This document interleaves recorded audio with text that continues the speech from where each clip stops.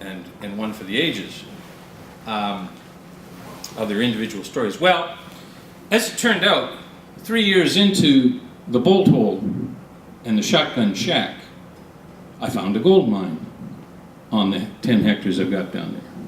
A real one, from Billy Green's era. And there was $25 million of ore that got taken down to the beach there before a big storm came in and washed it all away. So that's what happened to that mine. And this year, I finally found something that I've been looking for 10 years. It was a legend, it was a myth, it was a rumor that this was in that valley. So I won't tell you about that, but I will tell you how I bring it together. Tama and Billy Green and Dr. Sababa connect their lives and deaths in a rock cave containing a skull, a silver button, and a greenstone club. So that'll connect them. So there are other things in the bolt hole. There's tefa-tefas and tattoos and horses and helicopters and all those things that you can read for yourself up there. And you might ask what a tefa-tefa is. That's a tefa-tefa. You've seen two of them already in the slideshow. This one's mine. It's actually not mine. It belonged to a very important chief, Rangatira. And you can tell because of the split hawk's feathers that are hanging from it. But this, I made Tama's weapon of choice. Magnificent little machine. It's made out of totara wood. So now we come to the ideas part. And I probably hooked you a little bit with this. Coastal sand bleached with bones and stream banks veined with gold. Turns out the first bones were moa bones that the Maori ate, and they bleached the coastal sands. And the second bones were Maori bones that the Maoris killed, and they bleached the coastal sands. So the ghost of Hemingway came to visit again just before I read this, and it said, "From things that have happened, and from things as they exist, and from all things that you know, and all those you cannot know, you make something through your invention that is not a representation, but a whole new thing truer than anything true and alive. And you make it alive. And if you make it well enough, you give it immortality. That is why you write, and for no other reason that you know." So I write on 3 levels. Those of you that have come to my talks before have heard me say this. There's a baseline lyrical level, which is yada yada, you read the story, happy, happy. There's another level of factuality, science, historical detail, which you can leave alone or not. And then finally, in the stratosphere, there's an ethereal level, there's a metaphysical level, there's a philosophical level, which is the real juice of the book. Okay? So, the excerpt I've chosen to read from you is at the bottom of Maslow's hierarchy of needs. Okay, it's totally lyrical. It's almost irrelevant to the novel because it gives you no clues as to what's happening to who. What it is, it's a trip that Dr. Sababa decides to take on a road that he'll never take again. This is a New Zealand road. It's not a typical New Zealand road, but they can get like that. And the only thing worse than the roads in New Zealand are the drivers, of course. There is a road in the Coromandel called the 309 Road, which is the topic of my reading tonight. The 309 Road, I'm not sure, does this cursor work on this? Yes, it does. So the 309 Road goes from here over the Central Mountains to the State Highway 25. It doesn't look like much, it's just a little red line. And that's really all it was. So they warn you when you drive the roads in the Coromandel. They warn you in the wrong order. They go gravel, steep, narrow, winding. But they should really go steep, narrow, winding, gravel. Because that's what it is. And I, Dr. Sarava, rather, sorry, had an automobile.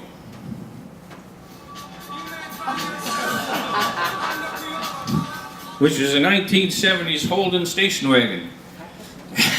And it was built like a brick shit house.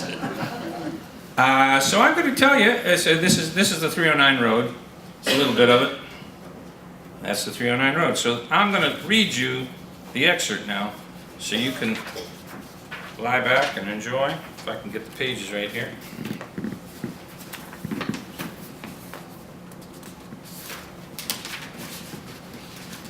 Assuming I got the right pages. Here we go.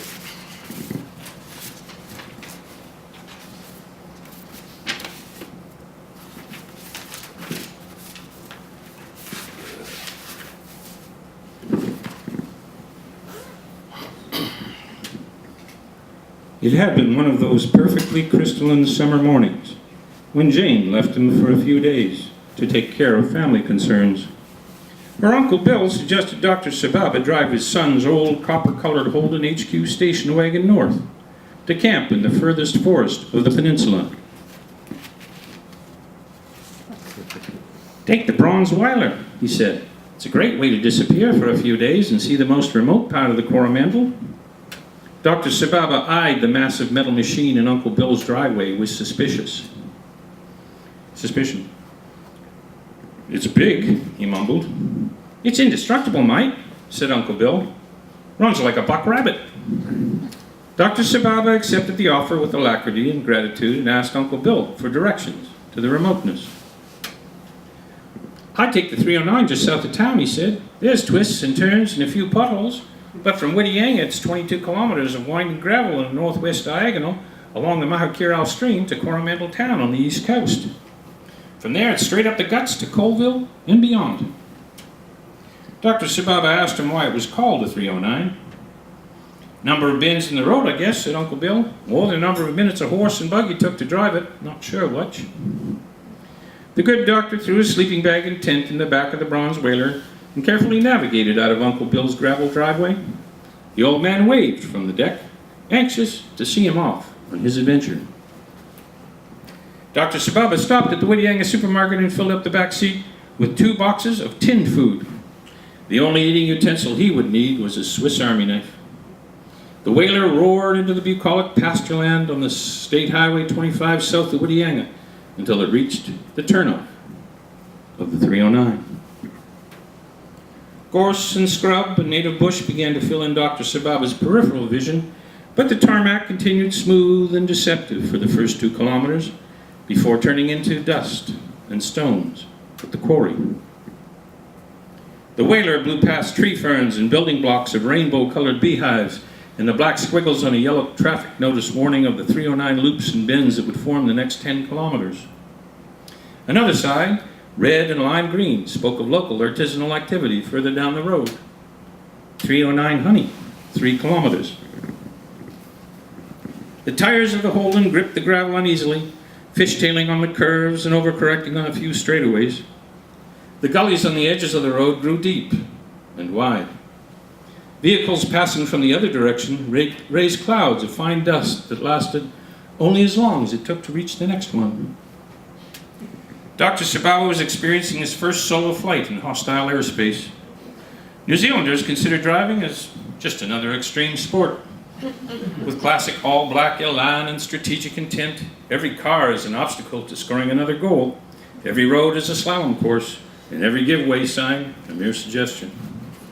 There is no blind corner too hidden, no passing interval too short, and no single-lane bridge too long not to be taken at full speed and full volume. Kiwis don't so much drive as aim, and what Dr. Sababa was soon to discover, the rules of engagement were the same on the motorways as on the poorest, narrowest, corkscrewiest excuse for a road, like the 309. What had started as an excursion was quickly turning into a race between Dr. Sababa's skill in mastering the Bronzeweiler and the 309's determination to become more and more unnavigable. A short burst of pavement at the old coach road turnoff promised civility.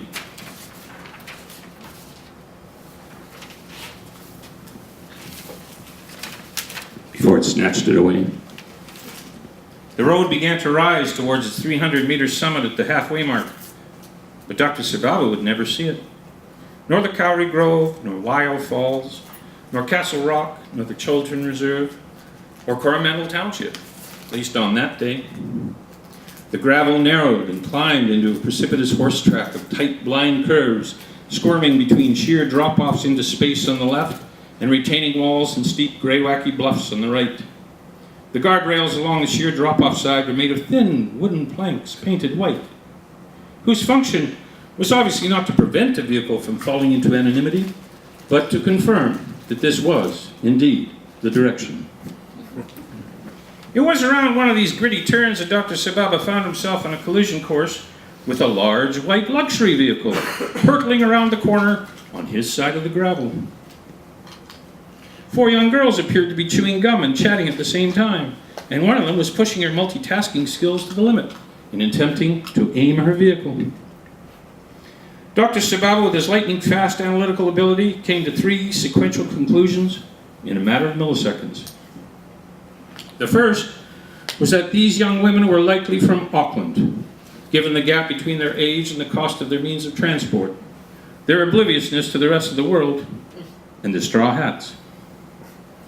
The second was that if he could just nudge the bronze whaler ever so slightly to the left, he might be able to demonstrate his chivalry and avert a collision, thus saving the day and its participants.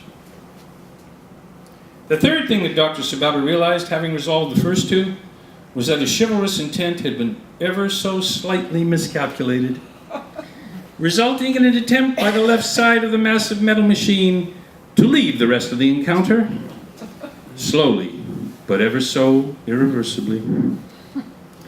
The whaler began a slow crocodilian death roll off the left edge of the 309 and over the bank of the sheer drop-off into space. It could have been a ballet if there hadn't been so much metal in play. Not only the steel of the whaler was in the air, but at a precise rotational angle. All the tin food in the backseat boxes flew onto the field, into the cockpit airspace, and around the befuddled expression on the twirling face of the good doctor. Fortunately for Sababa, Uncle Bill had been right about the indestructibility of the old Holden wagon. In 3 complete axial revolutions through the solar system and down the steep embankment, the bronze whaler did not break. It did, however, lose most of its height as the roof was crushed nearly flat by the impacts with the slope before it was stopped and jammed immobile by a large old rimu tree that had spent its life waiting for this precise moment halfway down the escarpment. Sababa was stunned by the accident, but relieved that he was still alive and that none of the cans had smashed his skull.